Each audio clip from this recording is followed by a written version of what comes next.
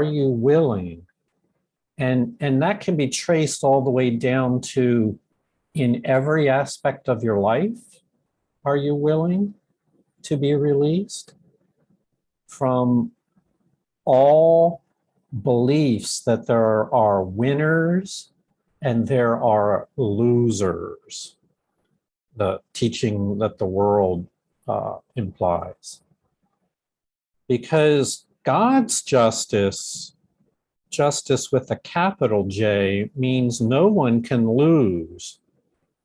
And it says this is a principle that is crucial to this course, because now we're going to expand our understanding of miracles. Miracles depend on justice, perfect equality, divine fairness, where everyone is valued not for their physical or their wealth or their earthly status, but everyone is valued for their being and for their position within creation, that they are vital members of creation. Divine justice, everyone is valued equally. And a line that we'll encounter here tonight: we must learn to recognize that the truth, any experience you have of the truth, must be revealed to you. It's a heavenly gift. It's not something you're going to figure out based on the formulations and the thought system of this world. The truth must be revealed to you, because by yourself, no one knows what's true. By definition, by yourself, separate, no one knows what's true. So we're going to encounter all those ideas in just a moment. But where is my prayer symbol? Well, I guess it's not here. So I'll invite you anyway to join me in a word of prayer. So, Holy Spirit, of ourselves, we do not know what the truth is. And if we're going to experience truth in any capacity, it must be revealed to us. And so we need your help with revealing the truth. We know that you are the voice for God, and this is your function, to bring truth to our awareness in your gentle, loving way that you do. And so we trust this promise here right now, this evening. We are grateful that you are in service to the sonship and to the plan of creation. Thank you, sweet Spirit. Thank you. Amen. Amen. And I want to thank our brother David for reading tonight. What can it be but arrogance to think your little errors cannot be undone by heaven's justice? And what could this mean except that they are sins and not mistakes, forever uncorrectable, and to be met with vengeance, not with justice? Are you willing to be released from all effects of sin? You cannot answer this until you see all that the answer must entail. For if you answer yes, it means you will forgo all values of this world in favor of the peace of heaven. Not one sin would you retain, and not one doubt that this is possible will you hold dear that sin be kept in place. You mean that truth has greater value now than all illusions. And you recognize that truth must be revealed to you because you know not what it is.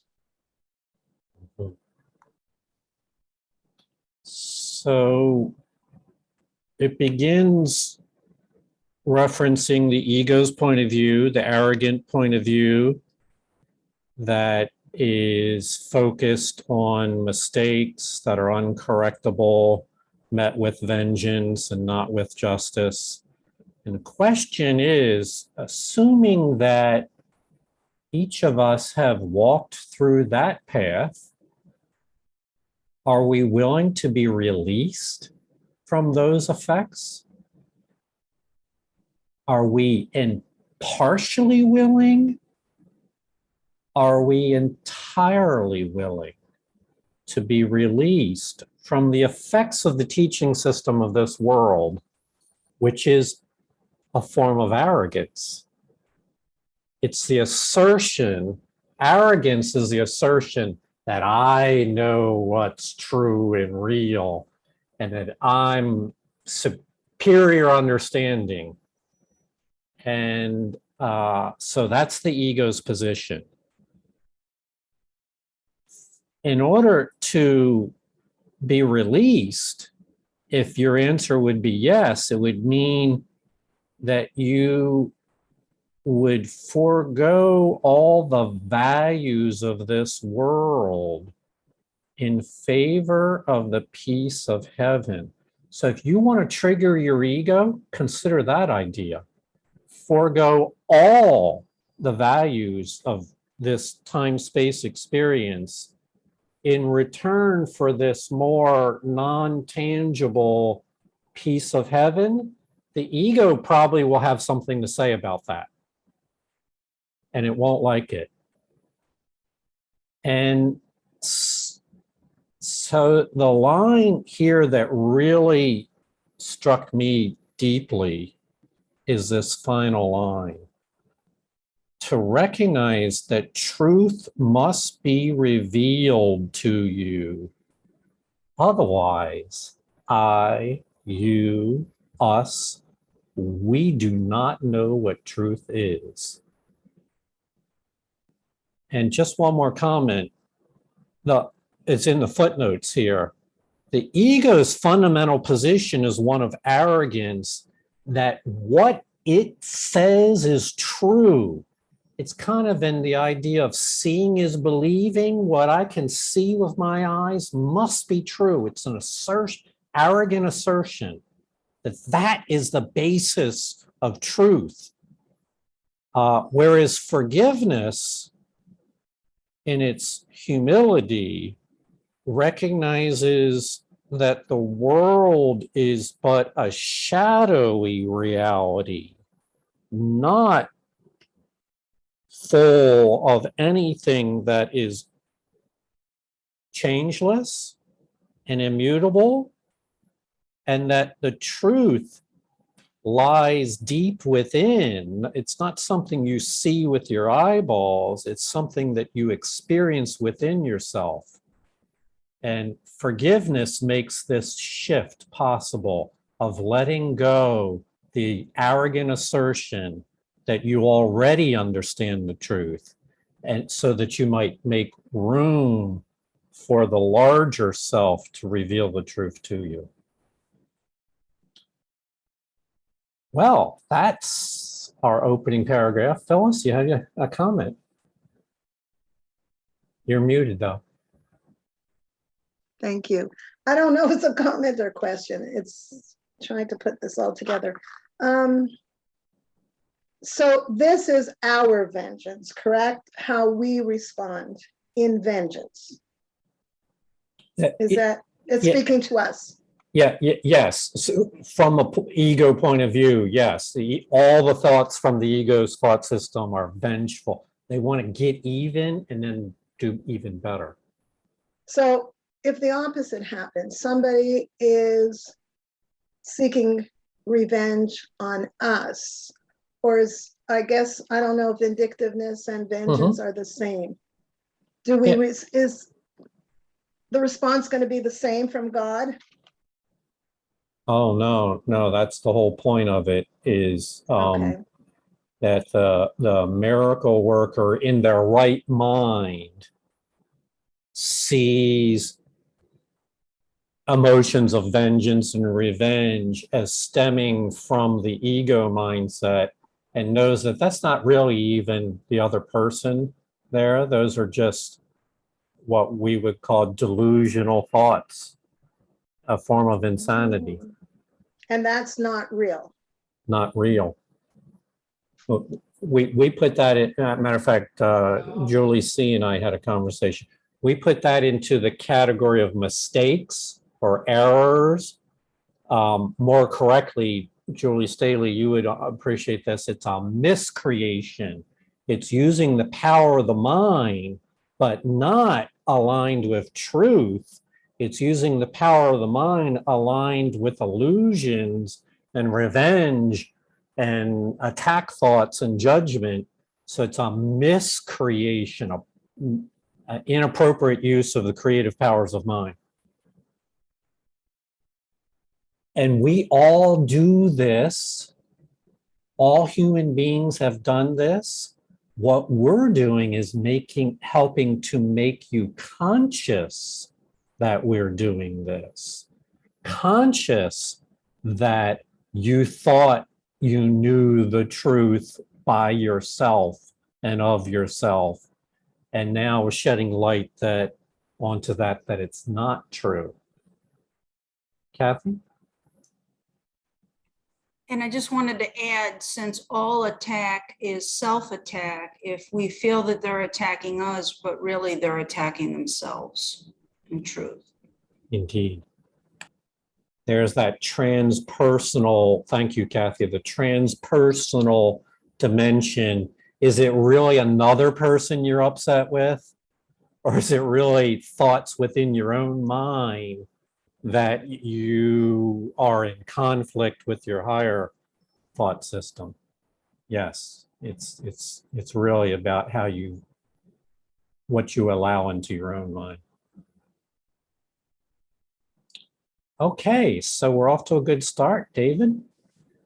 To give reluctantly is not to gain the gift, because you are reluctant to accept it.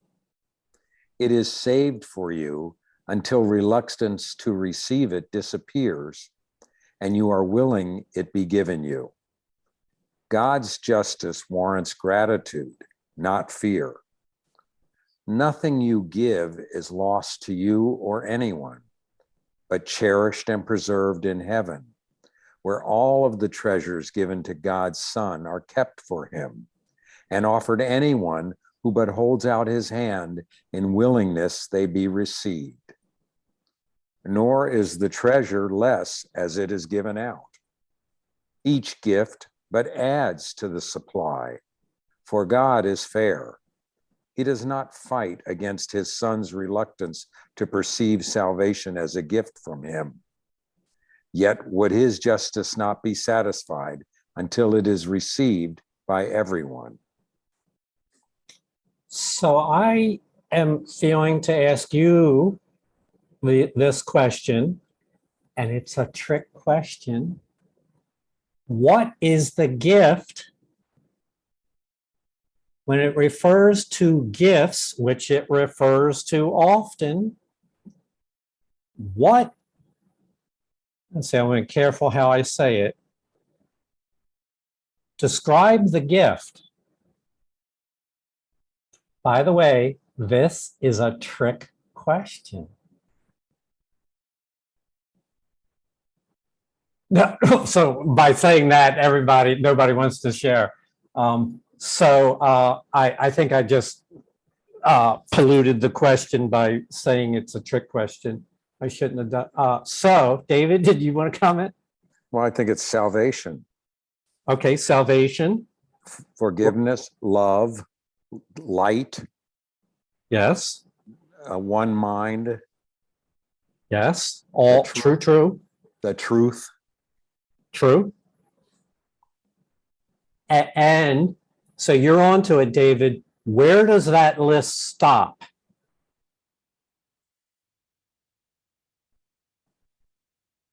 You were listing out things, and it turns out there's an infinite form of gift, an infinite mind, an infinite creator, has an infinite source of gifts. We use labels or symbols, and you shared many of them that are part of this teaching system, but it goes on and on and on, way beyond our languaging system. So that's where the trick is, to think that there's a short list of gifts and then you're done. The truth is, it never ends. It goes on forever, and it includes everything that David said and a whole lot more. The distinction is the gifts come from a heavenly source, not, and certainly not a separate mind, mistaken mind source. So that's could it not be the miracle? the miracle would be a way of thinking Because of we it. all encompass. All into encompassing, one. yes. Yeah. Yes, yes. Yeah, our language is not really well suited to all encompassing ideas, but yes, in an all encompassing sense, the gift is an all encompassing experience. Jane? Can it be the holy instant? The holy instant is a gift, as a gift from eternity, for sure. Yes. I did because I struggled with this, and I did kind of an exhaustive study, and I quit after 50 terms. Or no, I think I had 75 terms for gift that were mentioned explicitly within the course. And I just realized, you know what, this is, you would have thought I would have figured it out sooner, right? But after 75 terms, I just said, that's enough. It goes on forever. Heather? It goes on forever because it said each gift but adds to the supply. It doesn't take away from the supply. Each time the gift, we keep adding it in. When we give more, it continues to just self-perpetuate. It keeps adding in more and more and more. Yes. That's a good catch, Heather. It's an infinite fountain of gift giving that never ends. Okay.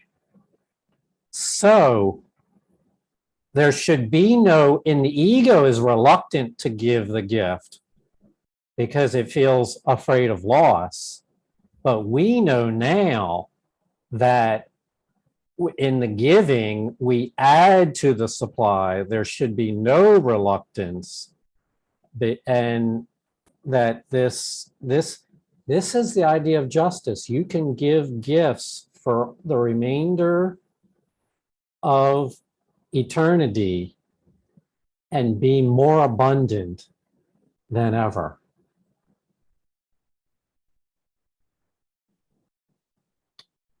God's, go ahead. Sorry. So I'm a little confused. Does a gift come from us then, or from God? So your question really is about the source of the gift. Mm-hmm. So there's two roles. There's the source, and then there's the person that delivers it. So the source is from heaven, from God, from spirit. But yes, we become givers of these gifts and are blessed in the giving. And whenever this is another way of saying that, Phyllis, when you share a miracle with someone else, that person is blessed, but so is the giver blessed. As Heather said, it keeps adding to the treasure. Yes. And this is why it's important in a reality of divine justice where everyone is equal. We want everyone to have abundance and no one to feel lack. Okay, this is the justice of heaven. David? Be certain any answer to a problem the Holy Spirit solves will always be one in which no one loses. And this must be true because he asks no sacrifice of anyone. An answer which demands the slightest loss to anyone has not resolved the problem, but has added to it and made it greater, harder to resolve, and more unfair. It is impossible the Holy Spirit could see unfairness as a resolution.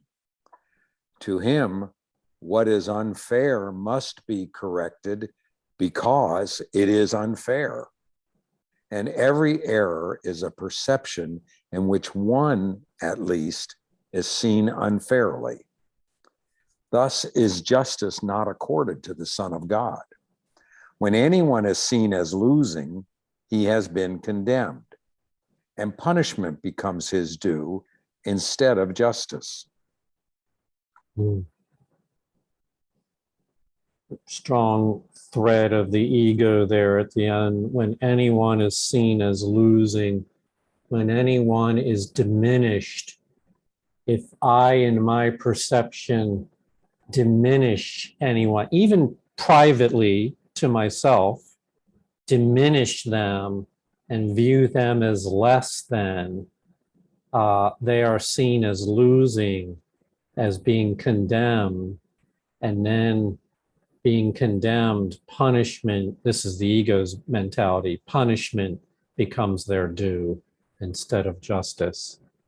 So subtle ways in which this shows up, it can be with people you don't know who may present an appearance that is not in accord with what you feel is appropriate in that situation. It can be someone can voice an opinion about a matter that you have your own beliefs about. And when they voice that opinion, you diminish them because of the thoughts that they express. This thing can be done privately. And then other times, the words come and the emotions are projected outward, but they need not be. We're talking about the thought system behind the words and behind the behavior.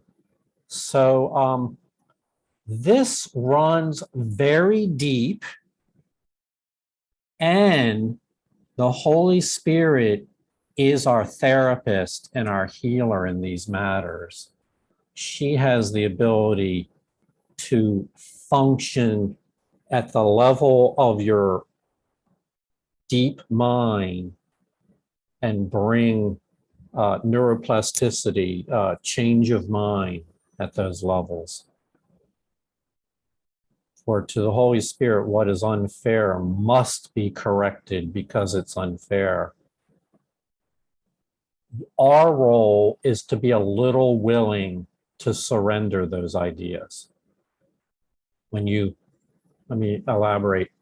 If I have a thought that is judgmental towards another person, as it flashes across my consciousness, I can either continue to entertain it and make it seem real in my mind, or I can recognize that that thought is really directed with the idea of what should be the punishment for this person. And if I do that, my miracle minded self realizes that that's the ego speaking. And at that moment, I'm given a choice to willingly surrender the idea into the hands of the Holy Spirit and have it corrected by the Holy Spirit. You know this. This is just review. Jane? Well, also we know that miracles can't happen except in the holy instant. They can't happen anyplace else. So if we think that something's a miracle, but we haven't let go of our ego part of it, then it's not a miracle. It might be a happening of some kind, but it's not the true miracle that comes only within the holy instant. Yeah, it's really, really so true, Jane. And I like we had read just in the last two sections that the Holy Spirit's ready with a miracle. Every encounter, every situation, she says, oh, here's an opportunity. And it's up to us whether or not we're open-minded in that moment, in our right mind, to receive it. So these are gifts. Heather? Yeah, I like what Jane just said, because I realize, when I make that full surrender, there's always peace and joy after it. And if I don't have peace or joy, it's because it's a half done deal. It's not fully surrendered, or it's not a full holy instant. It's a partial kind of giving. But when I have full surrender, then immediately I have that peace and that joy that flows right back in. So true. Thank you, Heather. David? The sight of innocence makes punishment impossible and justice sure. The Holy Spirit's perception leaves no ground for an attack. Only a loss could justify attack, and loss of any kind he cannot see. The world solves problems in another way. It sees a resolution as a state in which it is decided who shall win and who shall lose, how much the one shall take, and how much can the loser still defend. Yet does the problem still remain unsolved, for only justice can set up a state in which there is no loser. No one left unfairly treated and deprived, and thus with grounds for vengeance. Problem solving cannot be vengeance, which at best can bring another problem added to the first, in which the murder is not obvious. So the sight of innocence makes all of that impossible. And so I'll remind you that another word for holy perception is innocent perception. Innocent perception is the idea there's no room for guilt in innocent perception. And it's innocent perception is the thought system of the Holy Spirit. It is a gift. You do not have to produce it. You participate in it, in receiving the gift and extending the gift. The sight of innocence. David? The Holy Spirit's problem solving is the way in which the problem ends. It has been solved because it has been met with justice. Until it has, it will recur because it has not yet been solved. The principle that justice means no one can lose is crucial to this course. For miracles depend on justice, not as it is seen through this world's eyes, but as God knows it, and as knowledge is reflected in the sight the Holy Spirit gives. So when it says the Holy Spirit's problem solving, we're not talking about anything new. We just read 2 paragraphs ago, to the Holy Spirit, what is unfair must be corrected because it is unfair. And every error in perception is a form of unfairness. So the problem solving is just to solve that, to solve the errors in perception that all of us have had. Now, this idea is that's the error, unfairness. It gets corrected by a principle of justice, which means it's innocent perception. No one can lose. This is crucial to the course, that there's no exceptions here to guiltlessness. Innocence is the state of our being. This is so important. Occasionally you will see sentences that are this all-encompassing. The idea that no one can lose is crucial to this course, for miracles depend on justice. Heavenly justice, not earthly justice. Crucial. And so this is the problem, David, that you've referred to, the difference between forgiving many people in your circle versus the concept of forgiving everyone. So that no one loses, so that no one is seen as guilty. And I would maintain that only your larger self can access that state. Our small self is incapable of accessing that. Susie?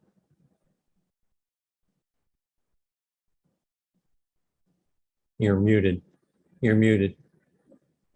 I think the line that's all encompassing is until it's met with justice, until it has, it will recur because it has not yet been solved. And for me, you know, that's, I think what happens, we say, I'll just speak in the first person. This is really powerful for me because, you know, I could say, yes, I forgive, I forgive, I forgive. But I don't really, you know, because I don't see at times the total innocence and the total justice, right? That my brother is completely equal.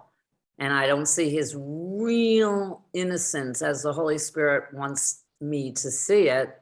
So the problem hasn't been solved. It will recur until I see the innocence and the pure justice. I think that's really, really powerful for when people say, well, I think I'm forgiving, I'm trying to forgive, I want to forgive. This to me is huge. I so appreciate your underscoring that, Susie, and it's so true. And I wanted to point out, because I too have struggled with this, to be completely forgiving.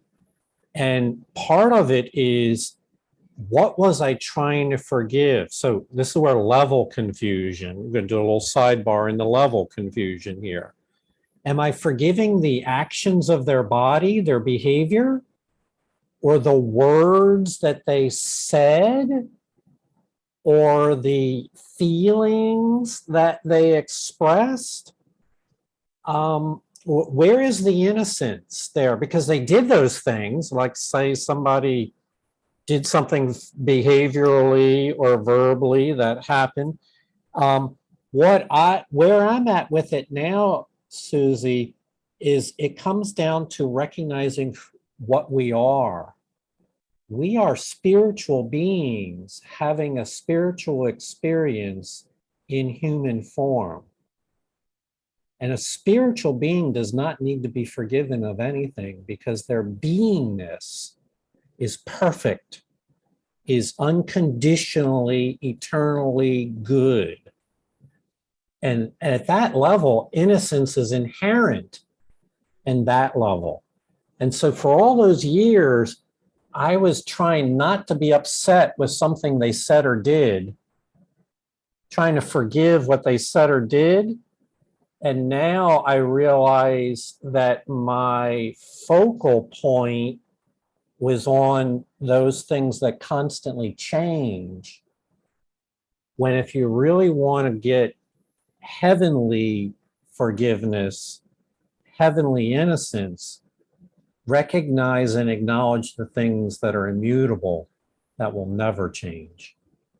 It's a form of level confusion. So thank you for pointing that out. Heather? I just want to say also, wait, once Yeah. so that's, I think, really important for us to understand that that's what that is. It's a form of level confusion, you know, and for some some of us who struggle to like think we're there, but we're not there, and we want to be there, and we're just kind of caught in the hole. We're caught between levels a little bit, and I think that's really helpful for me. Really, really, really helpful. Anyway, thanks. Yeah, those topics are treated intently in the first 4 chapters as foundational. And I've so wanted, we're here on chapter 20, finishing 25. It's a long way since we went over those first 4 chapters. And I've so been wanting to have some format where we revisit those fundamentals there, because we can never forget them. They're all encompassing. And I still haven't quite figured out what format to do that in. But yeah, well, that's my intention. Heather? Yeah, I absolutely love what Susie just said. And as she was saying it, I asked myself, I said, well, how can I know then that it will not recur? How can I know that's really solved and it will not recur? How would I know that? And I was reminded of a saying that I just love. It says, true forgiveness is remembering the experience without feeling any hurt. There's no feeling of hurt. There's no feeling of personalizing it. There's no feeling of anything except that's like part of the story that happened. There's no more emotional baggage or attachment to it. And that's how I know that it's over and that it's solved. So if I still have emotional baggage around it, it isn't over. I haven't, like Susie said, completely let it go. So that's the barometer for me. If I can go back and replay the tape in my mind of somebody who did whatever. In fact, like that's why I love Eckhart Tolle so much. He just is so funny about it. He just laughs at it. He goes, I can't believe it. I wasn't even there. So if we can get to the point where we're laughing at what happened and we have no feelings about it personal, that's how I know that it's over.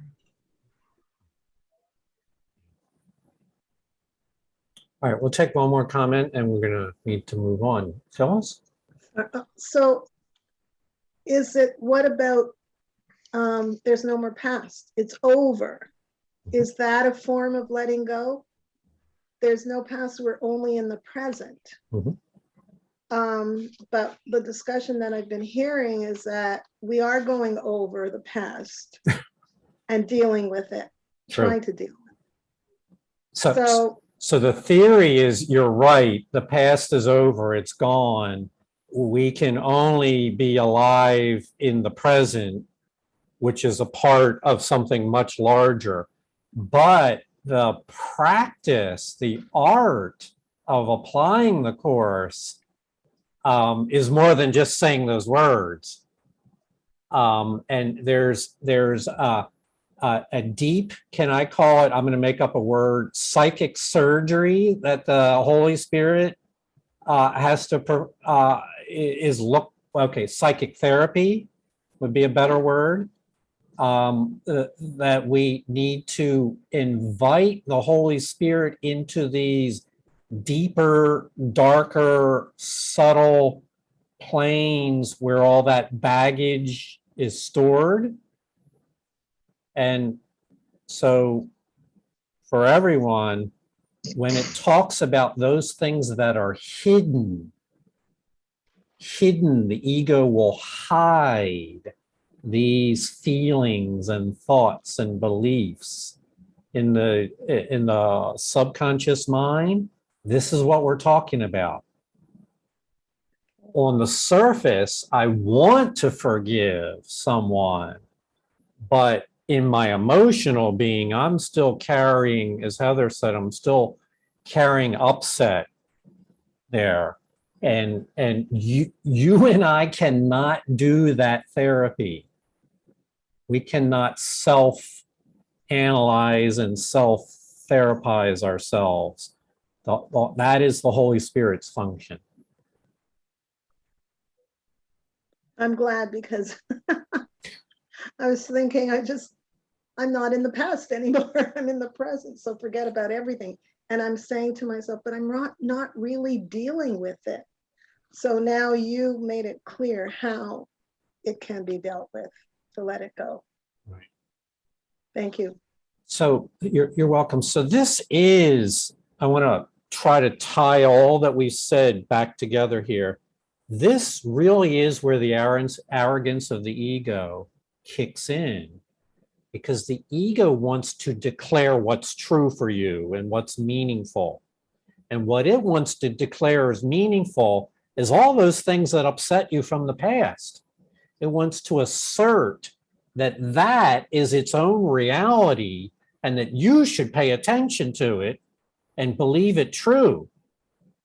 And forgiveness is the recognition that you don't know what's true by yourself, that truth must be revealed to you, and that you're willing in this moment to let go of your own version of the truth, your own ego assertion of the truth. And so this is a gnosis, a self-emptying of your position, your attitude, your beliefs. This is the path of A Course in Miracles, self-emptying of really everything that you learned here from this world. As we said a moment ago, where it's to forego all values of this world in favor of the peace of heaven. That means all the emotional, intellectual, and other attitudinal positions. All right, so we're going to go on. David? No one deserves to lose, and what would be unjust to him cannot occur. Healing must be for everyone, because he does not merit an attack of any kind. What order can there be in miracles unless someone deserves to suffer more and others less? And is this justice to the wholly innocent? A miracle is justice. It is not a special gift to some to be withheld from others as less worthy, more condemned, and thus apart from healing. Who is there who can be separate from salvation if its purpose is the end of specialness? Where is salvation's justice if some errors are unforgivable and warrant vengeance in place of healing and return of peace? So yes, a miracle is not a special gift to some and withheld from others. And so phrased in the positive, that statement phrased positively, every situation, every encounter you have, the Holy Spirit views as an opportunity for a miracle. And there's no special windows of opportunity. Now, having said that, that's not to say we are always alert to those opportunities, that our mind is always in a position where we are in our right mind, and listening to the Holy Spirit.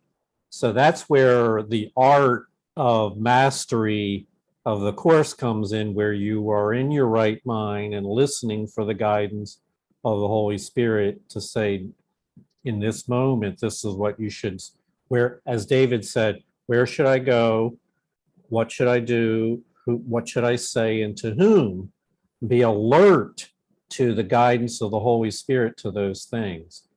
Every situation is an opportunity for a holy encounter. David?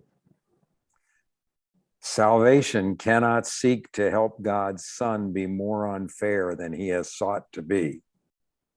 If miracles, the Holy Spirit's gift, were given specially to an elect and special group and kept apart from others as less deserving, then is he ally to specialness. What he cannot perceive, he bears no witness to. And everyone is equally entitled to his gift of healing and deliverance and peace. To give a problem to the Holy Spirit to solve for you means that you want it solved. To keep it for yourself to solve without his help is to decide it should remain unsettled, unresolved, and lasting in its power of injustice and attack. No one can be unjust to you unless you have decided first to be unjust. And then must problems rise to block your way, and peace be scattered by the winds of hate. So it refers to the elect, which appears somewhere, I guess, in the Bible, Old or New Testament. I'm sorry, I don't recall right now. It doesn't matter. God's elect. So within A Course in Miracles, who are God's elect? Question for you. Everybody. Okay, so there's everybody. Heather, you had I didn't hear your comment. Yeah, I said everyone. Everyone, okay. Or it could be those who are special. What so it's a trick question. It's the elect is an ego term that refers to those who are in the special group, that they are given. It's those, this is an ego concept, that gifts are given only to the elect. It's the opposite of fairness and justice. Where gifts are given specially to the elect in the special group, but kept apart from others that are less deserving. And the reason why this is important is because those thoughts have crossed my mind. And here's the way in which Miracles captures it. The ego wants to decide who's worthy of your love and who is not. So it's a form of judgment that I will share my love with these people because they're worthy, but these others I've decided, the ego has decided, are not. David, you had a comment? Well, I was just thinking as I read this, it reminds me of in the Hebrew Old Testament, the elect and special group were the Kohanim, who were the ones that were allowed to study the Torah and to open the ark and others were not allowed to do that. And they were appointed by God to teach the others. Yes. Mm-hmm. Special class. And that exists in, is it Buddhism, the Brahmins, or the teacher class? They were the ones, monks would be a lower level, but they were the special class there.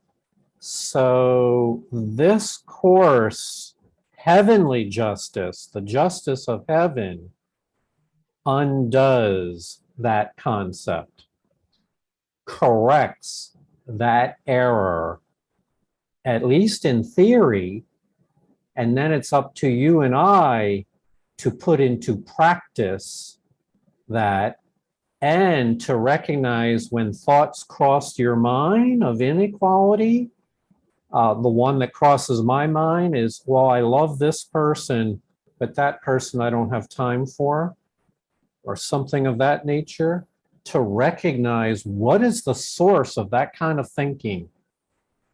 That those are the things Susie referred to where the problem has not been solved, and to recognize when those thoughts cross the mind and be willing to offer them up. Susie, you had your hand up? You're muted still. Sorry, it's I mean, you said willingness, of course, but there's the two sentences right there. I must give the problems of the Holy Spirit if I want it to be solved, period.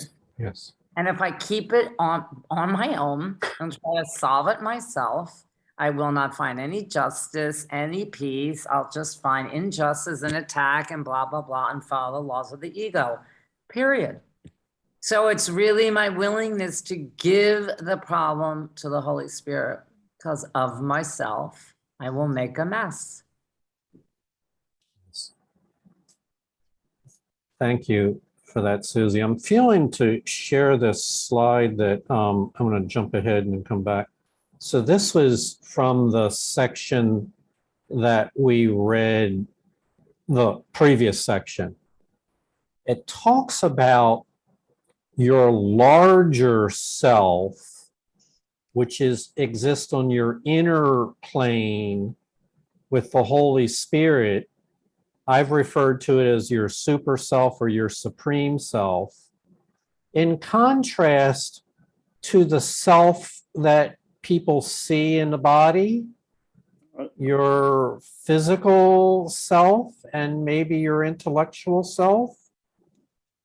And your experiences within the world are but shadows of the things that are happening on your inner plane. This is fundamental to the Course. The inner plane is where the changeless reality occurs. The outer plane of the world is but a shadowy reflection of the things on the inner plane. And so, where does understanding come from? It doesn't come from your earthly plane self, but it comes from your larger self on the inner plane. And you have a special function, is to do what Susie just mentioned, to call to the Holy Spirit for help and understanding. Jane? Yeah, exactly what Susie said. First of all, when we first think about forgiving somebody, or before we really worked with the Course and the principles of the Course, we didn't understand that there wasn't anything to forgive. We thought, that really happened out there, and I guess I have to forgive so that I can be a little bit happy. But then the second part of the forgiveness of the 3 steps is that, oh, I think I better look at this differently and see that there wasn't anything to forgive. Okay, that's the second step. But within that step, we have to be willing to turn the new belief that we have over to the Holy Spirit, where he takes over or she takes over, so that the love can be extended, because that's where the love is extended, is through the Holy Spirit. And when the love gets extended, then you know that it's healed. I can't do it with my little tiny self. There's no way I would be able to do that. So I have to know that I have to be willing to turn it over to the Holy Spirit. And if I am, it's a done deal. It'll happen. Beautiful. Thank you. Jonica? Yes, Julie. Yeah, I just wondered, I'm struggling with some stuff, and just how do I give it to the Holy Spirit? Just let go of it and give it to the Holy Spirit? So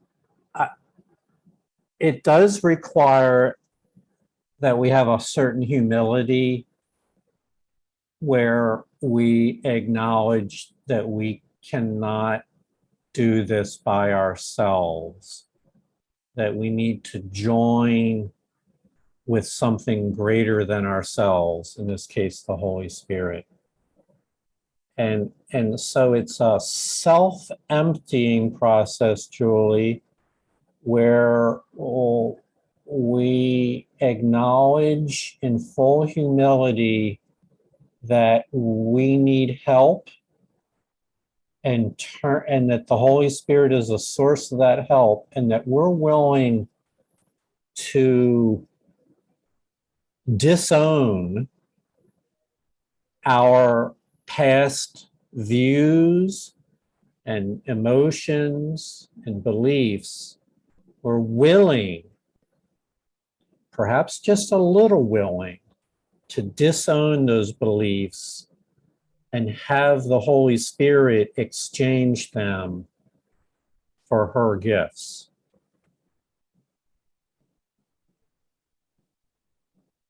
Disown those old beliefs and Yes, the Holy Spirit take them, yes, and the Holy Spirit will give me new beliefs that I can believe in.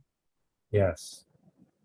She'll give you a new understanding, a new perspective, a new perception. Okay. And it feels, Julie, you'll know it when you do it because it will just feel so simple and comforting. And it's just like what was so complex and overwhelming before now just seems so obvious and so sweet and comfortable. Okay. Okay, thank you. Thank you for your question, Julie. All right, we're gonna go back there. I'm sorry, Julie, yes, you had your hand? Yeah, I love Julie's question, and I was just going to I was just going to say that the lessons are peppered with little things that are very short and very easy to use in our life. And it's like I just looked at, like I just said, well, which one is good? But they're all good. It's like almost every day there will be something that will do exactly that for you, where I want to see peace instead of this. I loose the world from all I thought it was.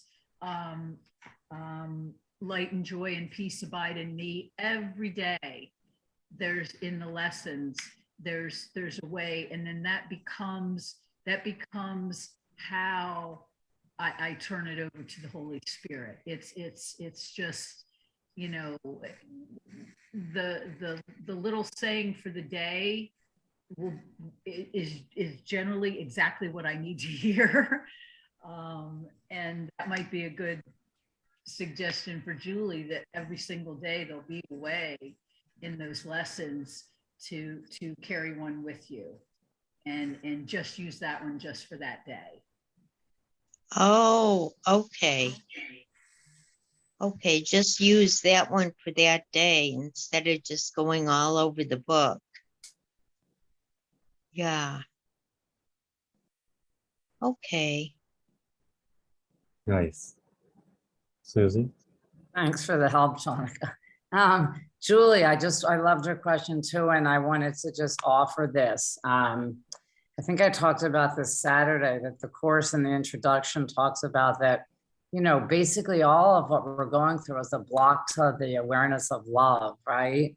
So if I have a fear of anything, so I open my hands now and I just say to the Holy Spirit, take it, please take it all, take it, help me. Just take it and help me, because I can't do it alone. And I don't, I love the lessons. I agree with Julie every day I say them, but all the time, I just, wherever I am, take it, and I keep my hands open. So. Wow. It kind of encompasses everything. Yeah, yeah. So ask the Holy Spirit to take everything that I'm struggling with and just take it, because I can't do it by myself. Yeah, as a matter of fact, what we don't want to do is illustrated in this paragraph. Keep it for yourself to solve without his help. and decide that it should remain unsettled, unresolved, and lasting. That's what we don't, that's the ego's plan, to store it away in your mind so that it can crop up later on. Phyllis? It sounds so easy just to open your hands and say to the Holy Spirit, take it. But isn't there work for us to do?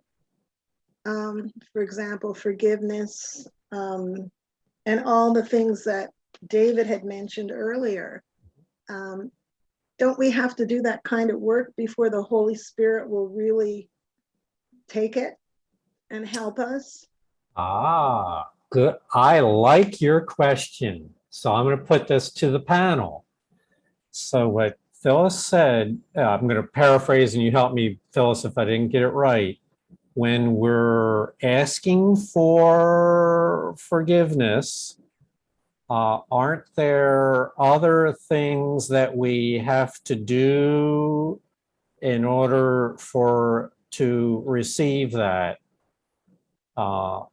And so I think that was a good Not only paraphrase. asking for forgiveness, but for guidance to solve an issue, as Julia has Yes. said. She has, Yes. yeah. Right. So, and one of the things would be forgiveness. Yeah. What else? Attitude, whatever, was said previously. Right. David, you had a comment? We have to do nothing other than be willing to receive. That makes it sound very easy. Phyllis, it is easy. It's just different. You know what I mean? We're just not used to even thinking that's a possibility. It's just different. But when we're willing and we're open and we believe and we have faith, I mean, I've seen it work in my life where things that used to rile me up just don't anymore. It's not of myself. The Holy Spirit has helped me with so many things. It's the willingness part that's so Yeah. important, because he's not going to demand that we do anything. The Holy Spirit, he is looking at undoing. I mean, we need to undo every value in this world that we thought was important and let it go, giving it to him or her. But it's that little willingness. He doesn't demand a lot of willingness until we sort of get to the end. and then he kind of pushes that up a little bit, that we really do have to have the willingness for him or her or for her to extend our love out of the dream, out of time and space. So it's just that little, but it is a process. There's no step. You can't miss steps. You got to look at it and say, well, I don't believe that, first. And that's a bunch of hooey. I'm not going to do that. I think I need to forgive, or it needs to be forgiven. And it's just a process, and then you look at it and you see, you just keep looking at everything as a holy encounter. And it's just, you're gentle with yourself, but you don't skip steps.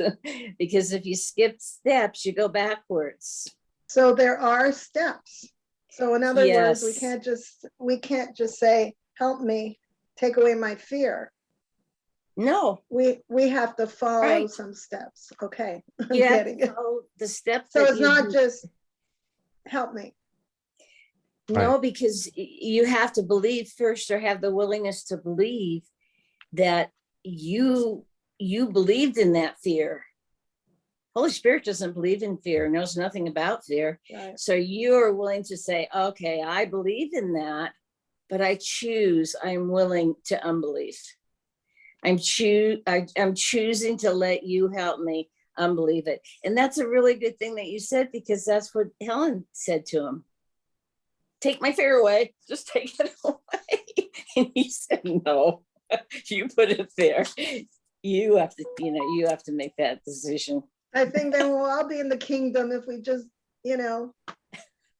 put our hands out and ask for what we want.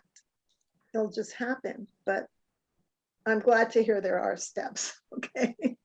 So there are some foundational ideas here that are covered in the first 4 chapters. I don't know if you previously did that first 4 chapters or understood them, but the things that Jane was just sharing, we're the ones that are generating fearful thoughts. We're the only ones that can surrender them. God can't take a thought out of your mind that you chose to generate with the power of your mind. And these are all foundational ideas in the first 4 chapters. I'm feeling like there's a call for foundational topics here. So that's, I hear it. Heather? Yeah, I just want to underscore what Julia said, that, you know, it really, that's what the lessons are for. The lessons are to undo all these years of training that we've had. That is our work. And when we practice and use those lessons, then the Holy Spirit is free to help us then make that next step. And she's the one who helps us be able to clear the deck, so to speak. But our work is using those lessons every single day. So that's our work. It comes with we're so lucky, and it says life comes with no instruction manual. Oh, yes, it does. That's the Course in Miracles comes with an instruction manual. And you use it every day, it works. Indeed. Indeed. All right, that was great. Thank you. We have 2 more paragraphs. Unless you think that all your brothers have an equal right to miracles with you, you will not claim your right to them because you were unjust to one with equal rights. Seek to deny, and you will feel denied. Seek to deprive, and you have been deprived. A miracle can never be received because another could receive it not.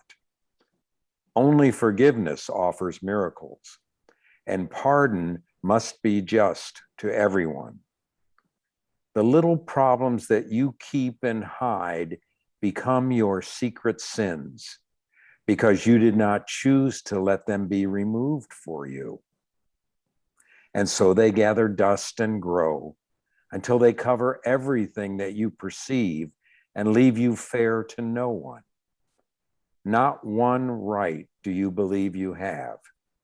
And bitterness, with vengeance justified and mercy lost, condemns you as unworthy of forgiveness. The unforgiven have no mercy to bestow upon another. That is why your sole responsibility must be to take forgiveness for yourself. The miracle that you receive, you give. This is so essential. What we've read about earlier tonight focused more on our relationship to someone else and treating them as an equal with justice. Now we realize where the real source of the error is, and that is the way we view ourselves projected outward onto another person. The little problems that you keep and hide become your secrets. And so, and then, yes, that contaminates the way we view others. But the source of it is an unforgiveness of self. And we've emphasized this point many, many, many times. Therefore, in the positive injunction, your sole responsibility must be to take forgiveness for yourself. Because to attempt to forgive all of them out there without forgiving yourself is to keep that self-condemnation as your own secret. So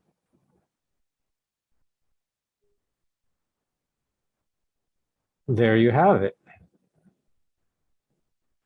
No one can truly give a miracle truly while you harbor unforgiveness for yourself. Susie?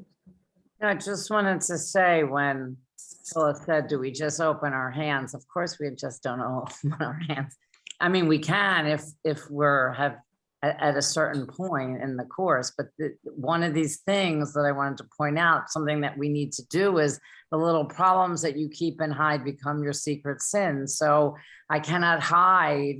In my ego, I think, oh, I can keep this from the Holy Spirit. I can keep this, even though she knows everything anyway.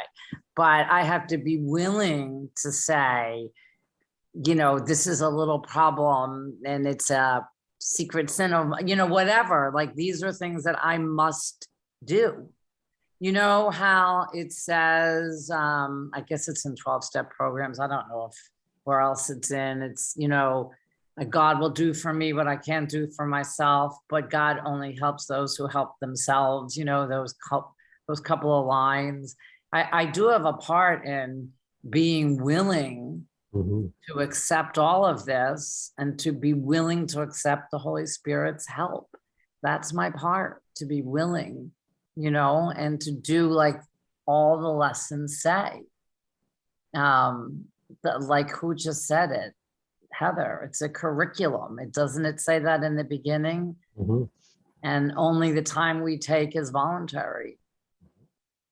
So the more I do the lessons and really work them, the more I'm, chipping away at my old self. Yep.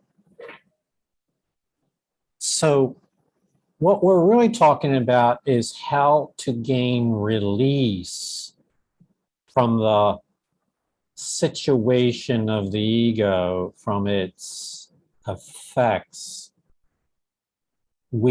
Having given the power of our mind into the thought system of the ego, how do we then get released from that? It is a form of false identity. As we all know, we thought we were those ideas, those emotions, those beliefs. So it's a form of false identity. And I wanted to remind everyone that perception can change by degrees. It's like, that's why we use the ladder. So Phyllis, when you're on a ladder with 30 rungs, you're not necessarily going to go to from the ground level to the 30th top rung in a single leap.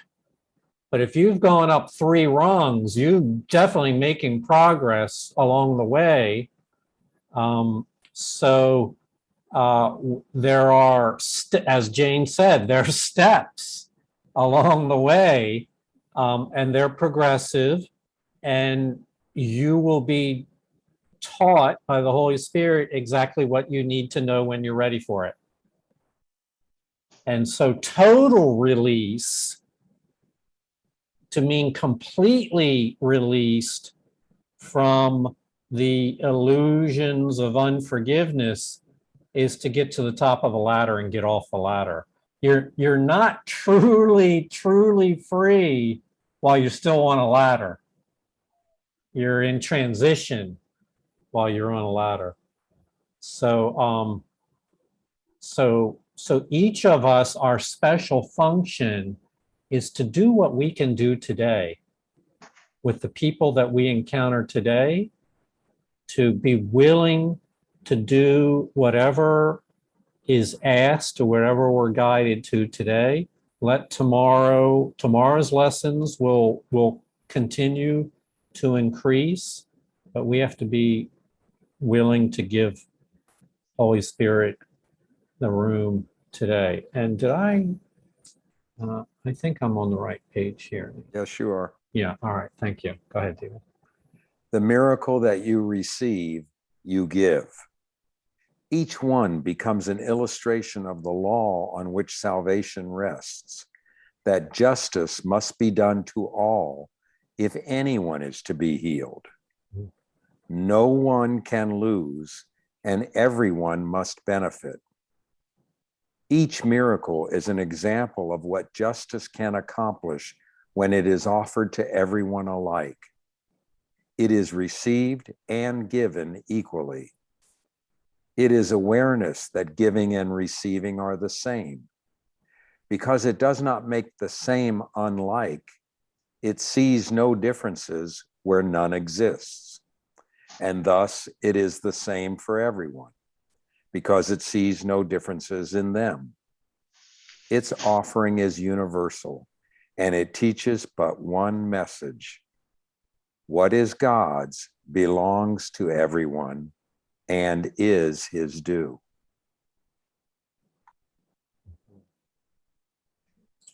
So, A Course in Miracles is the program of the Holy Spirit for you and I. And by its nature, it is all encompassing of all, of everyone. What is God's belongs to everyone. And therefore, to be fully released from the thought system of the ego is to fully accept the program of the Holy Spirit, which is all encompassing. Justice must be done to all. For this is the way the Holy Spirit views it. Her task is not done until the entire sonship returns home. And I used, forgive me for this earthly analogy, that if you and 3 or 4 other adults took a school bus full of children on a field trip, and at the end of and you had originally with you 100 children, and at the end of the day, when it was time to go, you had 99 children on the bus, would you just leave? So the Holy Spirit, it's the nature of her that she is not finished until all are brought home. And therefore, she would have us view everyone as valuable. Everyone is worthy. Justice done to all. No one can lose, and everyone must benefit. It's part of the package. And I think you'll find, if you don't already realize, it's the most beautiful and good package that could be conceived. So that's all the reading we're going to do today. Thank you all for your sharing and everything that you bring to it. I love this group. I love what we experience together, and I look forward to our continuing to do so in the weeks and months to come. We'll be starting chapter 26 next weekend. So please come back and enjoy that together. Thank you. Namaste. Namaste. Stay. Bye, everyone. Thank you. Bye, Bye-bye. everyone. Have a great week. Everyone. All right. Thank you. Thank you all. Thank you. Bye-bye. Thank you, Bye-bye. David. Thank you, Donna. Good night. Good Thank night. you.